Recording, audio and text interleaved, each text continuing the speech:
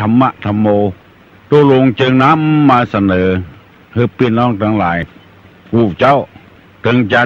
ป่วยแต่จิตใจบ่ป่วยของให้พี่น้องทั้งหลายได้ฟังธรรมะแล้วนำไปปฏิบัติเป็นความสุขของตุลุงละเพราะว่าความสุขของตุลุงคือความสุขของทุกคน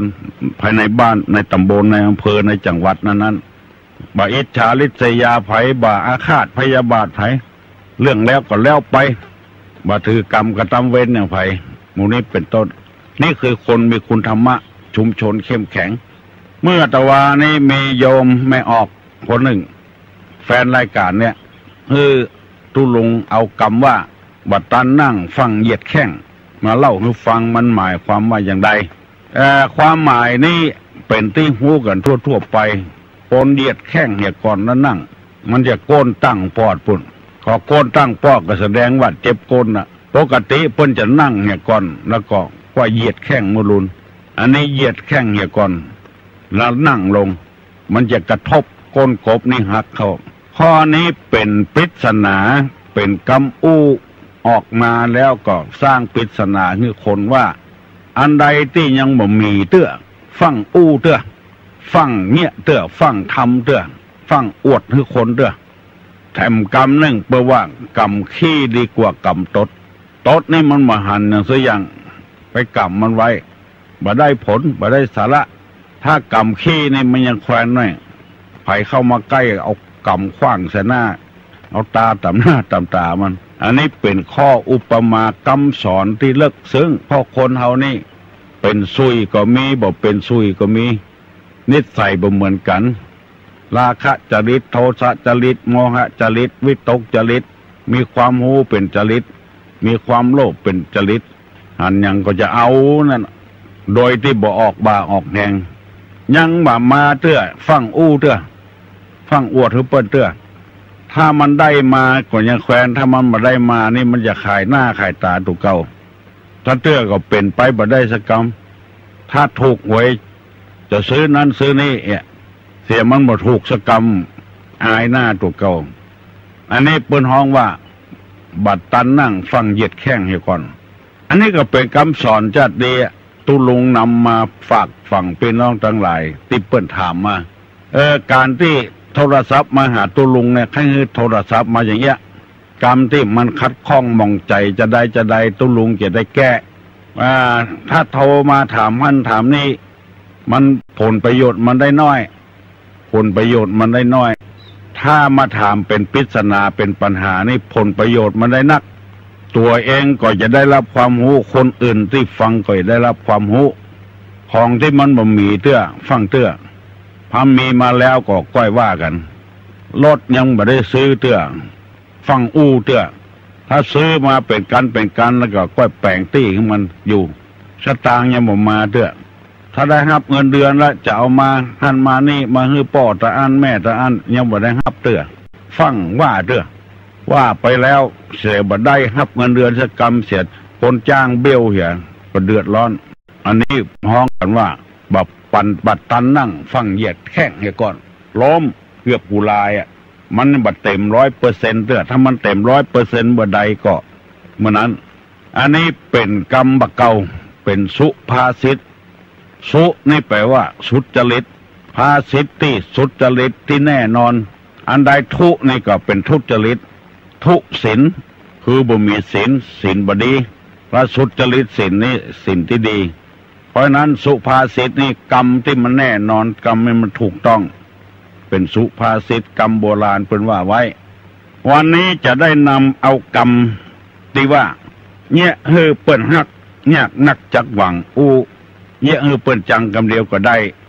ที่กรรมบักเก่าเขาว่าหมายความว่าคนเฮาเนี่ยเฮือเปิ้นฮักเนี่ยโอ้ลำบากลำบนเนี่ยเฮือเปิ้นจังนี่มันง่ายน้อยเดียวกรรมนี้เป็นกรรมในทางพระพุทธศาสนาบอกว่าคนเหล่านั้นจะเป็นไผก็ตามเป็นพระฤาษีจีไพอยู่ในป่าเป็นพระสงฆ์พระเจ้าเป็นสามเณรเจ้าที่คนเคารพสักการะบูชาเป็นหัวหน้าบ้านเป็นพ่อเฮือนเป็นแม่เฮือนเป็นแก่บ้านเป็นแคว้น เป็นผู้หลักผู้ใหญ่ก็ตามเป็นภัยก็ตามเด้อเอากันง่ายๆตึงตู้เจ้าตึงพระนายก็ตามถ้าใครฮือเปิ้นฮักในลำบากหน่อยใครฮือเปิ้นจังกำเดียวก็ได้ลักษณะของคนที่บันหน้าฮักนั้นพออู้อย่างมาเนี่ยอย่างมาก็บันหน้าฮักละหนึ่งชอบสรรเสริญคนที่บันหน้าฮักไปอวดคนที่บดีไว้เถอะไปชอบสรรเสริญคนที่บันหน้าฮักสองชอบตำหนิคนที่หน้าฮักสามมุ่งแต่ลาบสี่มุ่งสักการะห้าบ่มีความละอายหกบ่มีความกลัวเก่งกลัวเจ็ดมีความปรารถนาชั่วช้าแปดมีความหันผิดคนใดถ้าอยู่ในลักษณะนี้บ่เป็นที่น่าฮักสังไว้น่าจังไปเหี้ยลองอู้อย่างออกมาเนี่ยอย่างออกมาแล้วก็มาหน้าคบหาสมาคมละกับคนคนนี้ตุลุงจะขอเมตตาเวลากับพี่น้องทั้งหลายที่ฟังเวลานี้อธิบายให้มันแจ่มแจ้งกันหน่อยที่เรียกว่าฉบับลากหญ้าเพราะคนหลายคนที่เคยได้ยินได้ฟังตุลุงแล้วมาอู้ตุลุงฟังว่าตุลุงอธิบายอย่างมานี่มันเข้าใจง่ายแล้วนำไปปฏิบัติก็ง่ายเพราะว่าตุลุงอาศัยหลักของพระพุทธเจ้าพุทธเจ้าในยกเรื่องอย่างมาเข้าใจง่ายหลักของพระพุทธเจ้าไปอย่างนั้นตุลุงบัดใจว่าเป็นพุทธเจ้านะเฮียนแบบเปิ้นอุปมาง่ายๆอย่างที่ว่าพระองค์ทรงบำเพ็ญบารมีจะได้ตรัสรู้เอาอุปมามาเปรียบเทียบว่าไม้ดิบที่แจ้น้ำบ่สามารถสีให้เป็นไฟได้เพราะไม้ดิบโดยแจ้น้ำโดยสองไม้ดิบที่อยู่บนบกบ่เอามาสีเป็นไฟได้สามไม้แห้งที่แจ้น้ำก็บ่สามารถสีให้เป็นไฟได้และสี่ไม้แห้งที่อยู่บนบกสามารถให้เป็นสีเป็นไฟได้คนที่อยู่บ้านอยู่กับลูกกับเมียอยู่ปั้มเป่งจะได้ก็จ้างเถอะบ่สำเร็จเหมือนกับไม้ดิบที่อยู่ในน้ำออกบวชแล้วเนกขมะบารมีแล้วใจยังมกมุ่นอยู่ในกระบ้านกระจองในทรัพย์สมบัติอยู่ปั้มเป่งจะได้ก็บ่สำเร็จเหมือนไม้ดิบที่อยู่บนบกออกบวชแล้วก็ยังแสวงหาลาภหาอย่างอยู่แล้วไม้แห้งที่อยู่แจ้น้ำก็ตามเถอะถึงว่าตัวประกาศว่าจะถือศีล8ศีลอย่างก็จ้างเถอะยังอยู่กับลูกกับเมียอยู่มาแน่นอนคนนี้เชื่อบ่ได้ตัวกำปากกำคอไม้ที่แห้งแล้วอยู่บนบกอันนี้สี่เป็นไฟได้อันนี้เป็นกำเปรียบเทียบฟังง่ายเข้าใจง่ายอย่างที่ตุลุงว่าเมื่อตะวาบนซืนพริกมันแบบเผ็ดกุกแกนพริกหวานก็มีคันที่นึ่งไปเก่าที่นึ่งมันก็ว่าหายคันหมูนี้เป็นต้นโคดให้หมอหนึ่งแล้วก็ไปอธิบายให้หมอหนึ่งมันก็เป็นไปบ่ได้นี่คือคำสอนที่ในพุทธศาสนาตุลุงก็เฮียนแบบอย่างนั้นมา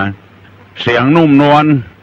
กำอู้กำจาก็บ่เบียดเบียนไผกระทบกระเทือนจิตใจไผว่าไปตามน้ำทำไปตามตัวเพราะฉะนั้นจึงขอนำมาเสนอให้พี่น้องทั้งหลายอธิบายว่าชอบสรรเสริญคนที่บัดหน้าฮักคนบดีแล้วก็ไปอวดมันเก่งล้วงกระเป๋าคนก็เก่งลักครัวเปิ้นก็เก่งด่าพ่อก็ได้ด่าแม่ก็ได้มันเก่งแต่หมอนี่อย่าไปอวดคนที่บดีคนที่ตึงบ้านตึงจองเปิ้นบ่ยอมรับว่าเป็นคนดีแล้วก็ไปอวดไปอ้างมันตัวเจ้าตอนนี้เก่งอย่าซับน้ำมึกก็ได้คำเนี่ยเสาะหาสตางค์เก่งอย่างมูนี่เป็นต้นเอาไปสรรเสริญคนที่สังคมบ่ชอบไปอวดไปอ้างคนชนิดเนี้ยบ่น่าฮักบอกว่าจะเป็นคนบ้านบอกว่าเป็นพระสงฆ์พระเจ้าขอเงือปากันจำไว้เนอะคนใดใครเงือเปิ้นฮักในอย่าไปอวดคนที่บดีแล้วก็อย่าไปซ้ำไปเติมเขาบัดถ้าว่าอย่างนี้มันบดีก็ปล่อยมันบดีเนาะเพื่อเขาไปปะใส่ปี้มันน้องมันป่อมันแม่มันจะโคตรให้เขาถ้าเขาไปวิพากษ์วิจารณ์มัน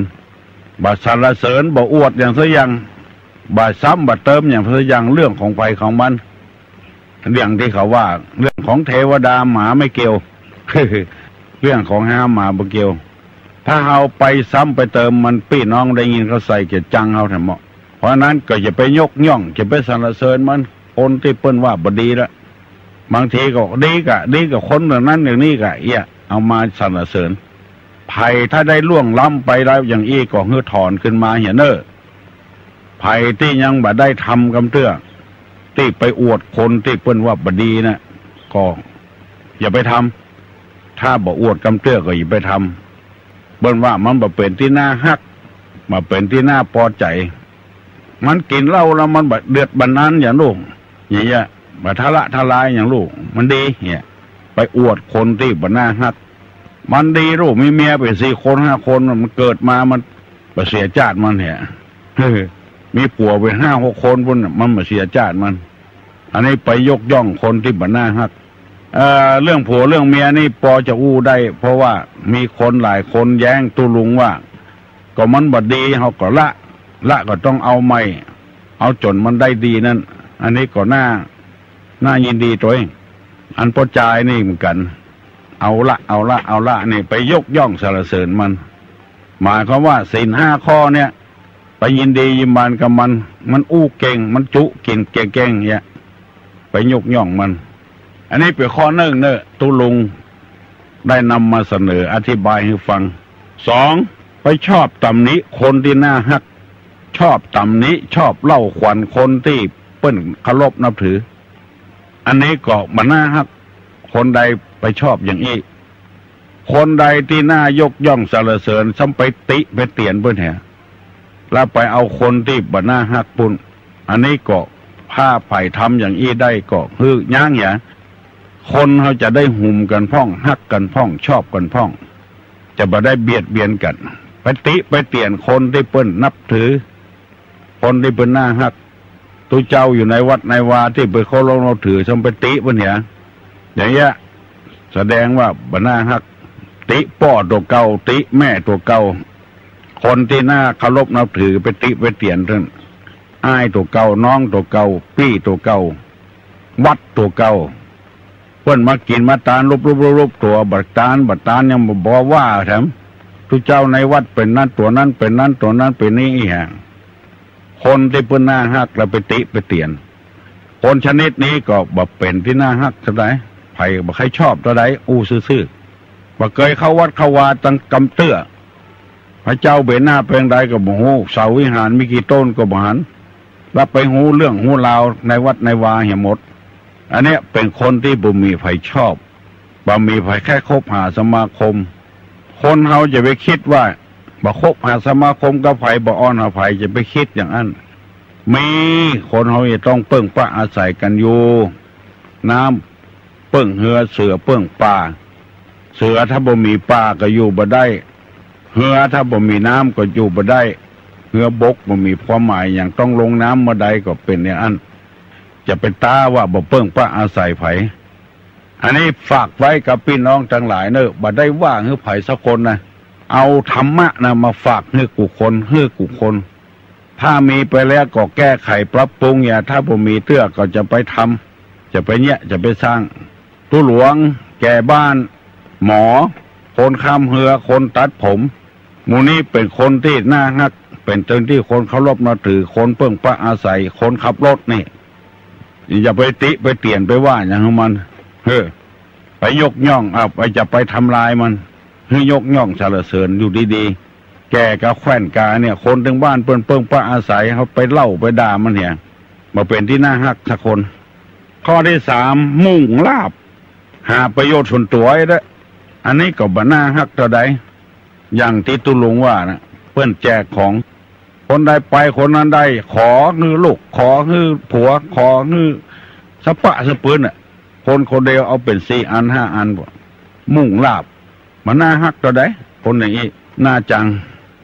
ขอของเปิ้นแล้วเตื้อยังป2 เตื้อ3 เตื้อแถมมันซ้ำซากๆลำไปก็บ่เป็นที่น่าฮักน่าจังไปเหี้ยหลายเตื้อลำไปหลายหนลำไปมุ่งลาบใส่ตัวมุ่งผงประโยชน์ใส่ตัวข้อที่4มุ่งสักการะหวังให้เปิ้นมาสักเก้าดำหัวได้อู้กันง่าย เนี่ยอย่างลงไปก็มุ่งสักการะมุ่งจะได้ลาบมุ่งจะเอาผลประโยชน์มุ่งใครได้อย่างเดียวจะเสียสละช่วยการเพื่อช่วยงานเพื่อสักน้อยก็บ่ได้มุ่งเอาเงินเอาทองอย่างเดียวมุ่งเพื่อเปิ้นยกย่องสรรเสริญตัวเก่าเพื่อเปิ้นมาสักการะปูชาบางทีความดีที่เราทำไปนั้นมันน้อยเดียวมันยังบ่ถึงที่เด้อเปิ้นบ่มาอวดมาอ้างตัวเก่าเปิ้นบ่มาดำหัวดำเก่าตัวเก่ามุ่งหวังอย่างเดียวนะมุ่งหวังอย่างนั้นนะผลประโยชน์คนในอีก็บ่น่าคบหาสมาคมตัวใดบ่มีไผฮักบ่ว่าคนนั้นจะเป็นคนใดก็ตามเถอะมุ่งหวังผลประโยชน์เอามาอ้างเมื่อใดเมื่อเบาแล้วเอามาเป็นประโยชน์ส่วนตัว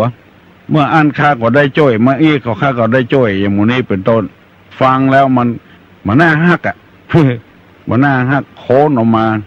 บางทีเพื่อนทำให้ตัวนี่บ่ได้โค้นออกมาตัวทำให้เพื่อนนี่ไอ้อย่างจดจำไว้หมดแล้วก็มาอู้มาอ้างบ่อยเมื่ออันโลค่าเอาใส่รถไปหงยาโลอย่างหมู่เนี่ยมุ่งสักการะมุ่งให้เปิ้นเอามีสปะสะเปิ้นน่ะโอ้นักก็อย่าไปกระทบกระเทือนคนนั้นคนนี้มีหูว่าเฮ้อเปิ้นมาเคารพนับถือตัวอย่างเดียวไอ้ตะแล้วตัวได้ของเปิ้นพ่องเป็นยังมาได้เกิดอ่ะมุ่งเอาผลประโยชน์มุ่งเอาสักการะมุ่งให้เปิ้นมาดำหัวดำเก้าเอาอากันง่ายๆเอาสมมุติว่าเปิ้นเลือกคือเป็นอะไรอย่างเป็นผู้ช่วยก็เป็นผู้ใหญ่บ้านก็เป็นอบตก็อย่างมุ่งจะให้ชาวบ้านเนี่ยมาดำหัวตัวเก่าว่าตัวได้เป็นใหญ่เป็นโตเอากันง่ายๆนะแล้วเฮาได้เป็นนี่เป็นพ่อไผ่น่ะเฮาน่าจะไปดำหัวเข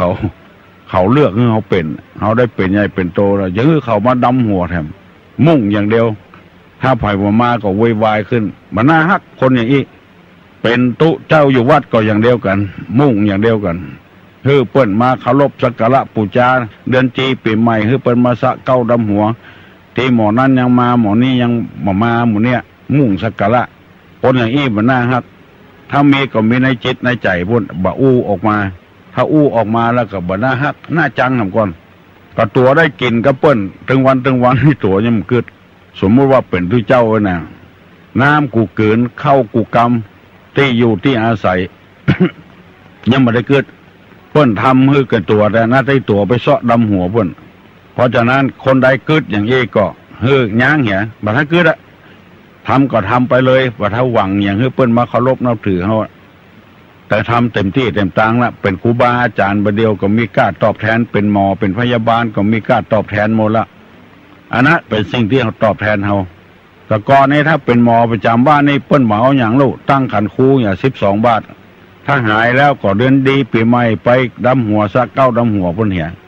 หมอบางคนนี่เรียกมาของเปิ้นนี่ยังบ่พอให้เปิ้นมาดำหัวด้วยแถมถ้าเปิ้นบ่มาก็เดือดโวยวายหมู่นี้เป็นต้นไอ้นำไปฝากไว้พี่น้องทั้งหลายตุลงได้อธิบายมาถึงข้อที่4มุ่งสักการะ5 6 7 8นี่จะเอาไว้วันพุกภัยข้าให้เปิ้นฮักอย่าไปทำอย่างนี้ถ้าทำอย่างนี้แล้วบ่น่าฮัก1ชอบสรรเสริญคนที่เปิ้นเคารพนับถือที่น่าฮัก2ชอบตำหนิติเตียนคนที่เปิ้นจังคนที่เปิ้นฮัก1สรรเสริญคนที่เปิ้นจัง2ติเตียนคนที่เปิ้นฮัก3มุ่งหาลาภ4มุ่งสักการะ5บ่มีความอาย6บ่มีความกลัว7มีความปรารถนาชั่วช้า8มีความหันผิดอันนี้นำมาเสนอพี่น้องทั้งหลายเพื่อได้พิจารณาอันเนี้ยที่หลายคนเคยอู้ตุลุงฟังว่าตุลุงอธิบายอย่างนี้มันเข้าใจชัดก็ขอให้เข้าใจชัดๆแล้วก็ทำความเข้าใจกันเหียว่าเฮาอยู่กับคนจะต้องเพิ่งป้าอาศัยคนจะไปคิดว่าบ่เพิ่งป้าอาศัยไผบ่อ้อนหาไผบ่กินกับไผมันก็ต้องเพิ่งป้าอาศัยอยู่เจ็บเป็นเย็นอุ่นก็ต้องเพิ่งหมอ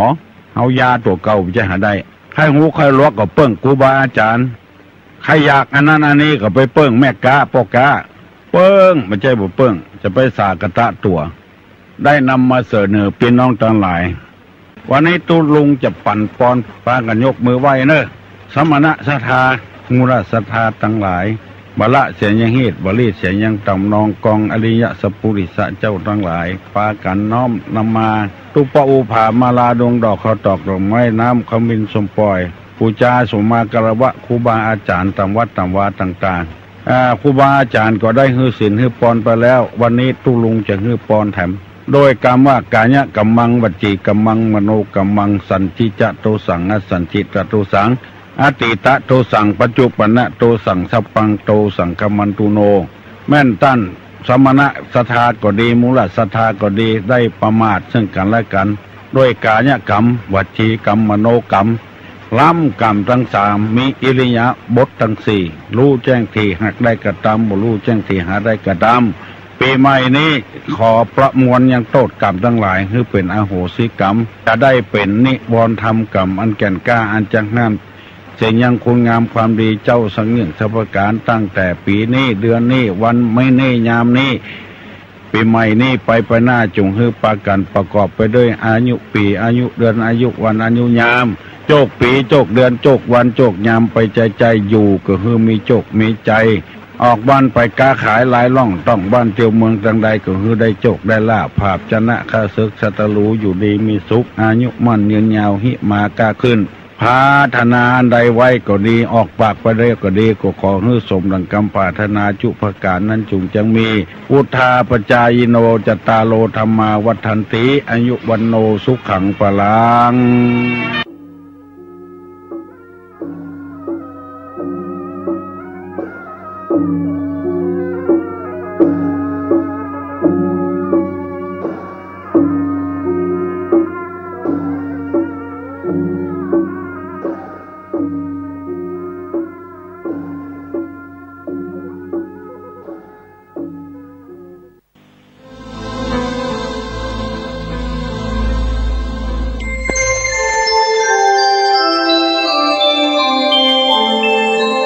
ขณะนี้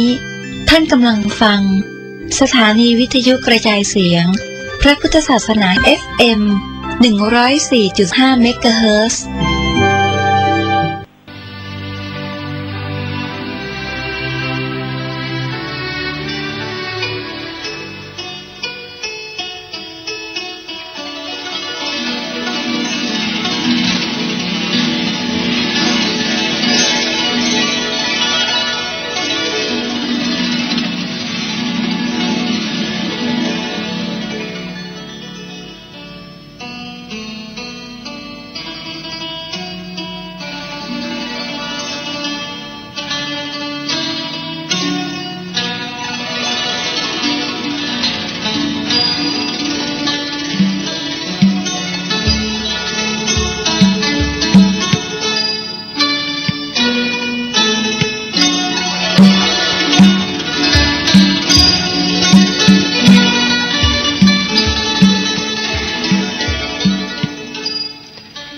พุทธศาสนา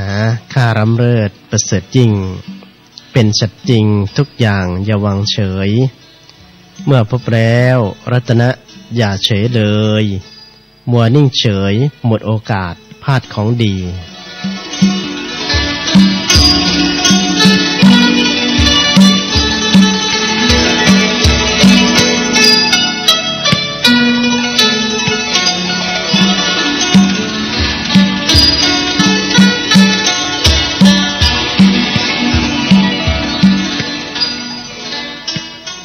ขอน้อมกราบคารวะพระรัตนตรัยขอถวายความเคารพแด่พระเถรานุเถระทุกๆรูปด้วยความเคารพอย่างสูงยิ่งขอความเจริญสุขธรรมมงคลความพระสุขเยือกเย็นแห่งจิตแห่งใจจงมีแก่สาธุชนคนดีทั้งหลายที่กำลังติดตามสดับรับฟังวิทยุพระพุทธศาสนาแห่งชาติและสังคมขึ้นเพื่อความมั่นคงแห่งพุทธศาสนาทำการออกอากาศอยู่ณทางด้านของศูนย์วิปัสสนาสากลศูนย์เผยแผ่พุทธธรรมนำชีวิตอุทยานธรรมวังวิโมกข์บ้านคอนสวรรค์ตำบลไผ่อำเภอรัตนบุรีจังหวัดสุรินทร์ศูนย์ผลิตรายการของทางด้านของสถานีขึ้นเครือข่ายวิทยุพระพุทธศาสนา 104.50 เมกะเฮิรตซ์จากบ้านประคูนแพร่กระจายเสียงทางคลื่นสถานีวิทยุไปยังท่านผู้ฟังทำการออกอากาศส่งกระจายเสียงณวัดบ้านประคูนจังหวัด101และก็ที่ 104.50 เมกะเฮิรตซ์ทำการแพร่กระจายเสียงอยู่ที่ทางด้านของวัดฝายหิน อำเภอเมืองจังหวัดเชียงใหม่ขึ้นเพื่อการศึกษาพุทธศาสนาและวัฒนธรรมได้รับความอนุเคราะห์โดยท่านพระครูสมุวิสุวัฒน์วรกิจโจผู้อำนวยการสถานีผู้ช่วยเจ้าอาวาสวัดฝายหินเดี๋ยวเข้าช่วงเวลาตั้งแต่เวลา 4 นาฬิกาถึง 5 นาฬิกาโดยประมาณทุกๆวันเราก็จะมาพบเจอกันกับอาตมาภาพพระสอนเพชรจันทโชโตยริยานธรรมวังวิโมกข์บ้านขอนสวรรค์ตำบลไผ่อำเภอรัตนบุรีกับช่วงเวลาของรายการธรรมะใกล้ลุ่งยกเว้นวันอาทิตย์คุณญาติคุณโยมเช้าของวันอาทิตย์ซึ่งทางอุทยานธรรมวังวิโมกข์ส่วนนิพพานาสากลนั้นได้มีกิจกรรมวันน้ำพุผู้ใฝ่ธรรมประจำวันเสาร์คือในช่วงของวันนี้ในช่วงของภาคของตอนเย็นๆนี่แหละก็จะได้มีกิจกรรมวันน้ำพุผู้ใฝ่ธรรมประจำวันเสาร์งั้นในเช้าของวันอาทิตย์ก็จะขยับเวลาจากช่วงเวลา 4 นาฬิกาไปเป็น 5 นาฬิกาส่วนในภาคของตอนกลางคืนสำหรับที่ 104.50 เมกะเฮิรตซ์วัดบ้านปาคูนของเราก็สามารถติดตามสำหรับรับฟังติดตามรายการได้ตั้งแต่เวลา 19:30 นาทีเป็นต้นไปภาคของการทำวัดสวดมนต์สาธยายแปลเพื่อให้เราได้รู้เข้าใจในเนื้อหาหลักธรรมขององค์สมเด็จพระสัมมาสัมพุทธเจ้าไปจนถึงเวลา 22 นาฬิกาโดยประมาณซึ่งก็เป็นกิจกรรมของศูนย์นิพพานาสากลอุทยานธรรมวังวิโมกข์เป็นประจำในทุกๆเสาร์ญาติโยมที่ติดตามสดับรับฟังกันอยู่ไม่ว่าจะเป็นเขตใกล้หรือไกลเชียงใหม่เองก็สามารถมาได้ เพราะว่าเดี๋ยวนี้การเดินทางก็สะดวกสบายสามารถที่จะขึ้นเครื่องบินแอร์เอเชียก็ทางด้านของตั๋วเครื่องบินเดี๋ยวนี้ก็ไม่แพงถือว่าเป็นพอกับรถทัวร์รถทัวร์ที่นั่งจากเชียงใหม่มาที่อำเภอรัตนบุรีเนี่ยสมัยแต่ก่อนก็อยู่ประมาณ 1,200 ปัจจุบันนี้ก็จะขึ้นไป 1,500 หรืออย่างก็ยังไม่รู้เพราะว่าไม่ได้ใช้บริการทางด้านของรถประจำทางเนี่ยมาหลายปีเพราะว่าตั๋วเครื่องบินถูกกว่าตั๋วรถประจำทางและก็สามารถเดินทางได้เร็วกว่าถ้าเราจองล่วงหน้าคิดว่าปีนี้เปลี่ยนบรรยากาศอยู่ภาคเหนือมานานแล้วอยากจะลงไปสาธยายพระไตรปิฎกสวดมนต์ข้ามปีกางเต็นท์โตลมหนาวเผาข้าวหลามฟังธรรมดูมรำธรรมะฟังพระเทศตลอดคืนกันในช่วงวันที่ 31 ธันวาถึง 1 ธันวาคมเปลี่ยนบรรยากาศจากโซนทางเหนือลงมาสู่อีสานดูว่าเป็นอย่างไรก็สามารถจองล่วงหน้าหรือว่าถ้าจะไปวันไหนเสาร์นี้ศุกร์นี้มีเวลาที่อยากจะลงมาเที่ยวอีสานก็สามารถจองตั๋วเครื่องบินล่วงหน้าเอาไว้ราคาก็อยู่ประมาณ 700-800 บาทถูกกว่าตั๋วรถทัวร์ตั๋วรถทัวร์ถ้าเป็นการจองล่วงหน้าก็สามารถบินตรงจากเชียงใหม่มาลงที่อุบลราชธานีก็ติดต่อทางด้านของสำนักก็คือเบอร์ที่ใช้ประจำในการทำรายการนี่แหละ0813568550เนี่ยติดต่อมาที่จะให้ไปรับที่สนามบินอุบลราชธานีจากศูนย์นิพพานาสากลไปยังสนามบินอุบลราชธานีนี่ก็ประมาณเกือบ200 กิโลแต่ว่าใช้ระยะเวลาในการเดินทางก็ชั่วโมงเศษๆก็ถึงที่อุทยานธรรมวังวิโมกข์แล้วกลับก็เช่นเดียวกันก็สามารถเดินทางไปกลับได้ภายในวันเสาร์และก็วันอาทิตย์ก็สามารถมาร่วมกิจกรรมประพฤติปฏิบัติธรรมกันได้หรือว่าเปลี่ยนบรรยากาศอันที่จริงแล้วทางเหนือนี่ก็มีศูนย์ประพฤติปฏิบัติธรรมสำนักปฏิบัติธรรมเยอะแยะมากมายแหละทางด้านของหลวงปู่ทองเองวัดรำเปิงเองแล้วก็ยังมีศูนย์นิพพานาศูนย์ประพฤติปฏิบัติธรรมเยอะแยะเพราะว่าเป็นโซนที่ภาคที่มีอากาศที่ค่อนข้างที่จะดีไม่ว่าจะเป็นภาคและก็ฤดูไหนภาคในฤดูไหนก็ตามทางด้านของทางเหนือเนี่ยก็ยังได้เปรียบภาคอื่นๆในเรื่องของบรรยากาศในเรื่องของธรรมชาติก็ถือว่าเป็นความโชคดีได้ว่าเป็นปฏิรูปประเทศะ เป็นประเทศที่มีความน่าอยู่อันที่จริงแล้วประเทศที่มีความน่าอยู่เนี่ยหรือว่าถิ่นฐานบริเวณที่ตั้งที่อยู่ที่อาศัยที่เราจะคิดว่าเป็นปฏิรูปประเทศะหรือว่าพูดว่าเป็นยกให้เป็นเขตปฏิรูปประเทศะเนี่ยท่านก็เอามีหลักการในการพิจารณาหลักๆอยู่หลายประการด้วยกันโบราณท่านก็วางเอาไว้ทั้งหมด6ประการหนึ่งในนั้นก็คือทางด้านของเขตบริเวณของการตั้งหมู่บ้านของชุมชนที่เรียกว่าเป็นประเทศนี่นะประเทศนี่ก็ไม่ได้หมายรวมมาทั้งประเทศเลยทีเดียวก็คือที่อยู่ที่อาศัยของเราเองนี่แหละว่าเราอยู่ถิ่นที่เราอยู่นะมันเป็นปฏิรูปประเทศะหรือไม่เป็นถิ่นที่อยู่ที่เรียกว่าดีหรือเปล่ามันก็ต้องมีองค์ประกอบหนึ่งเลยท่านเรียกว่ามีแม่น้ำแม่น้ำไหลผ่านแม่น้ำใหญ่นะสามารถที่จะใช้ในการเก็บเกี่ยวหรือไม่ก็แม่น้ำที่มีเป็นแม่น้ำเล็กก็ตามแต่ว่ามีน้ำที่สามารถจะไหลผ่านในช่วงของฤดูกาลทำไร่ไถนาถ้าเป็นไปได้ดีก็มีหนองน้ำมีแม่น้ำที่ไม่เหือดไม่แห้งสามารถใช้ดื่มใช้บริโภคได้กันตลอดทั้งปีตัวนี้เนี่ยเราถือว่าเป็นหนึ่งในปฏิรูปประเทศะเพราะว่าน้ำนี่เป็นปัจจัยที่สำคัญเนี่ยเราจะทำการเกษตรใดๆก็ตามเนี่ยจะต้องมีเรื่องของน้ำเป็นส่วนประกอบอันภาคเหนือนี่ก็เลยมีภูเขาซึ่งเป็นแหล่งต้นน้ำวิ่งแม่น้ำปิงแม่น้ำยมก็มีแหล่งต้นน้ำอยู่ทางโซนของภาคเหนือกันทั้งนั้นอันนั้นก็แม่น้ำเล็กแม่น้ำน้อยก็มีเยอะแยะมากมายโดยเฉพาะซึ่งแม่น้ำที่เป็นต้นจากภูเขาแม่น้ำเล็กแม่น้ำน้อยไหลผ่านลงมาอยู่ตลอดเวลาอันนั้นก็ถือว่าเป็นเขตปฏิรูปประเทศะในหนึ่งอย่างซึ่งท่านก็จัดเอาว่าในความเป็นอยู่เนี่ยจะต้องอาศัยน้ำเป็นปัจจัยหลักในการใช้สอยในการดื่มในการบริโภคในการทำเกษตรกรรมและก็หมู่บ้านชุมชนที่เราอยู่เนี่ยสำคัญสุดเลยก็ต้องมีวัดเนี่ยจะต้องมีวัดมีศาสนสถานอยู่ในเขตพื้นที่ของตัวเองอยู่นอกจากมีวัดแล้วก็ยังไม่พอก็ต้องมีพระด้วยตัวนี้แหละสำคัญเพราะว่าในยุคปัจจุบันนี่ก็เป็นยุคที่พระเริ่มจะขาดแคลนประชากรของพระก็ลดลงเรื่อยๆโดยเฉพาะในต่างจังหวัดของเราดินแดนที่มีความลำบากทางไกลความเจริญพระก็ไม่ค่อยที่จะไปอยู่แต่ก็แปลกนะกลับกันในขณะที่จำนวนพระลดลงแต่ว่าจำนวนสำนักสงฆ์สำนักปฏิบัติธรรมเพิ่มขึ้นเพราะว่าส่วนหนึ่งก็พระรุ่นใหม่ๆหรือว่ารุ่นในยุคปัจจุบันซึ่งมีการศึกษาประพฤติปฏิบัติ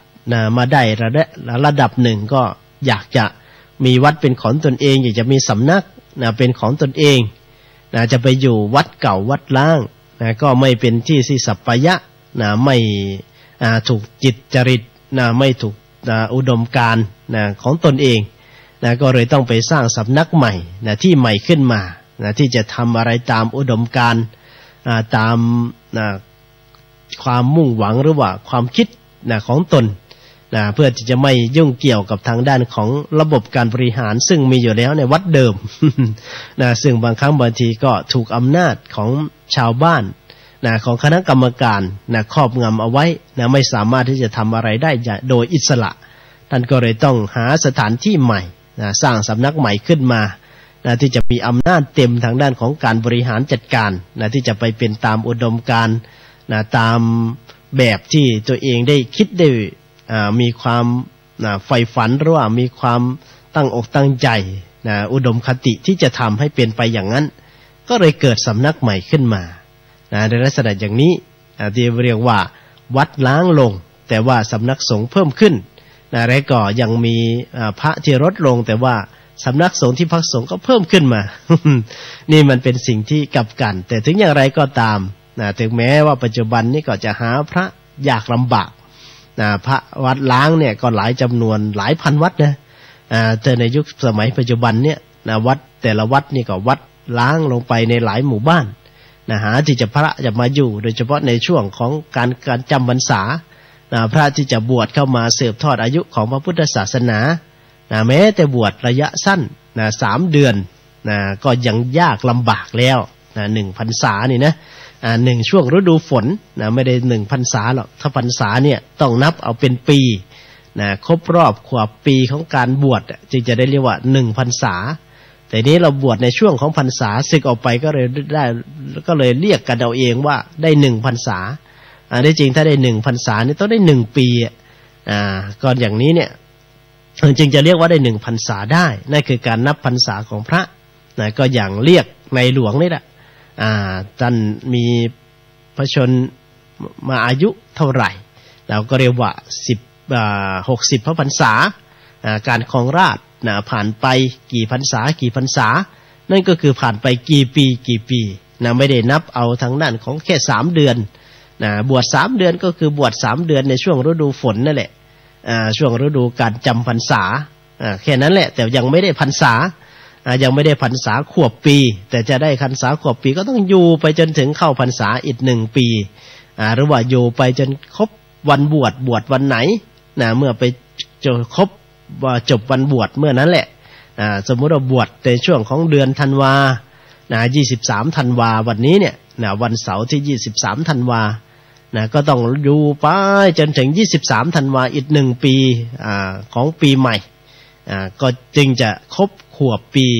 จึงจะเรียกว่าเป็น1 พรรษาของพระได้ก็นับกันอย่างนั้นแหละนับก็เหมือนกับอายุของคนนี่แหละเพราะว่าในสมัยแต่ก่อนเขาไม่มีปฏิทินเมื่อไม่มีปฏิทินไม่มีการกำหนดวันเดือนปีก็นับเอาฤดูเป็นตัวกำหนดกำหนดเอาตัวฤดูเนี่ยเป็นตัวกำหนดก็คือกำหนดเอาฤดูฝนเมื่อมีการถามกันว่าผ่านไปกี่ฝนแล้วก็จะบอกผ่านไป1 ฝน 2 ฝนก็แสดงว่าเป็นการผ่านฤดูฝนไป1 ปี 2 ปีนั้นเป็นการผ่านปีนับเอาฤดูฝนเป็นเกณฑ์ฤดูฝนนั่นก็คือมันควบฤดูกาลมันเวียนไปครบขวบฝนจะเอาฤดูหนาวเนี่ยมันก็ไม่รู้ว่าจะนับอย่างไรเพราะว่าบางครั้งบางทีบางวันมันก็หนาวบางวันมันก็ร้อนมันไม่แน่นอนระยะเวลาของฤดูหนาวมันก็สั้นบางครั้งบางทีก็ไม่ถึง2 เดือนถึงแม้ว่าเราจะแบ่ง3 เดือนอยู่ก็ตาม4 เดือนอยู่ก็ตามแต่ว่ามันหนาวจริงๆมันก็หนาวไม่กี่เดือนนะมันก็เลยไม่แน่ไม่นอนแต่ฤดูฝนเนี่ยถ้าย่างเข้าสู่ฤดูฝน3 เดือน4 เดือนนี่มันค่อนข้างที่จะแน่นอนแต่เพราะว่าแล้วก็เห็นได้ชัดเจนแล้วก็กิจกรรมในช่วงของหน้าฝนก็มีเยอะมีการทำไร่ไถนาปลูกการเกษตรตัวนี้มันเห็นได้ชัดเจนว่าเนี่ยในช่วงฤดูนี้เป็นช่วงฤดูที่คนรู้จักกันโดยทั่วไปและก็สังเกตกันได้ง่ายฤดูร้อนก็สังเกตกันไม่ค่อยได้ฤดูแล้งเนี่ยจนถึงฤดูหนาวก็ยังไม่ค่อยที่จะชัดเจนแต่ถ้าฤดูฝนเนี่ยคนก็จะรู้จักกันดีเพราะว่ามีฝนตกมาชุบในช่วงนั้นแล้วก็มีการทำการเกษตรกันในช่วงนั้นก็เลยว่านับเอาทางด้านของฤดูฝนเมื่อครบเวียนมาบรรจบ1 ฝนก็เป็น1 ปี1 พรรษาของพระอันนี้พระในปัจจุบันก็เริ่มจะหายากหาลำบากแล้วคนยากคนโยมนี่แหละคือสิ่งหนึ่งที่เราจะต้องมาช่วยกันสืบสารต่อว่าเราจะแก้ไขปัญหาในสิ่งเหล่านี้ได้อย่างไรจะปลูกฝังศรัทธาให้เกิดขึ้นในลูกในหลานของเราได้อย่างไรเพราะฉะนั้นนี่ก็ถ้าปล่อยปละละเลยทิ้งเอาไว้อนาคตข้างหน้าพระเราก็อาจจะสูญพันธุ์ปัจจุบันนี่ก็อยู่กันรูป2 รูปแล้วก็ส่วนใหญ่ก็เป็นวัดหลวงปู่หลวงตาซะเป็นส่วนใหญ่เวลาออกไปดูไปเห็นก็เกิดความสลดสังเวชในใจอยู่เหมือนกันว่าอนาคตข้างหน้า10 ปี20 ปีข้างหน้าเนี่ยก็ประเมินสถานการณ์ได้เลยว่าวัดในประเทศไทยก็คงจะล้างกันไปอีกเป็นจำนวนมากเลยทีเดียวขนาดพระหายากในลักษณะอย่างนี้เราก็ยังอยู่ไม่สุขอยู่ไม่เย็นเป็นไม่สบายเหมือนกันอยู่ไม่เป็นเย็นไม่สบายเหมือนกันไม่รู้ปัญหาอะไรต่อปัญหาอะไรเข้ามาบีบบังคับที่จะให้พระท่านอยู่ลำบากอยู่ยากขึ้นจนไปถึงการที่จะไม่อยากอยู่เพราะว่ารำพังที่จะรักษาทางด้านของสมณเพศ นะต่อสู้กับกิเลสต่อสู้กับตัณหานะราคะโทสะโมหะอยู่เนี่ยมันก็พอแรงอยู่แล้วนะก็ยังจะต้องมาสู้รบตบมือกับชาวบ้านนะที่เป็นมิจฉาทิฏฐิอีกยังไม่พอนะก็ต้องมาลบลากเรียกว่ารบมือต่อสู้บางวัดบางวาก็ลบกันอยู่กับคณะกรรมการนั่นแหละนะจากความคิดเห็นที่ไม่ตรงกันการบริหารจัดการที่ยากลำบากอะไรต่างๆไหนจะมาลบกับภาคของการเมืองนะเรื่องของกฎหมายเรื่องของอะไรต่างๆที่จะต้องมาวุ่นวายกันอีกเยอะแยะมากมายเลยทีเดียวคนยักษ์คนโยมก็เลยทำให้ว่าถ้าเกิดว่าไม่มีศรัทธาไม่มีความรักต่อสมณเพศจริงๆก็คงจะอยู่กันยากอยู่ลำบากเพราะว่าชีวิตว่าบวชเข้ามาแล้วจะปรงภาระทางด้านของบ้านเมืองห่างกันออกมาทางบ้านเมืองก็ยังตามที่จะมาเกี่ยวข้องเกี่ยวเนื่องเชื่อมโยงดึงท่านเข้าสู่ระบบของอาณาจักรทางด้านของบ้านของเมืองกันอีกก็เป็นเรื่องที่ลำบากนะจึงมีการวิพากษ์วิจารณ์กันว่าพระทำไมไปยุ่งการเมืองอะไรกันต่างๆนี่แหละอันนี้จริงแล้วการเมืองนี่ออกมายุ่งกับท่านเสียก่อน ก็อย่างที่เราได้รู้ได้เห็นและก็ปัจจุบันก็ในเป็นสิ่งที่ต้องเป็นไปนี่แหละทุกวันก็ต้องไปตามเก็บภาษีเสียภาษีส่งสัมภากรวัดก็ต้องพระก็ต้องเดือดร้อนในเรื่องของการที่จะต้องคีย์ข้อมูลส่งข้อมูลในการรายรับรายจ่ายของสำนักของวัดของวาไปยังกรมสรรพากรถ้าเกิดว่ามีการหลีกเลี่ยงไม่ทำอย่างนั้นก็จะโดนข้อหาละเว้นการปฏิบัติหน้าที่หรือว่ายักยอกอะไรกันต่างๆเกิดขึ้นมาอีก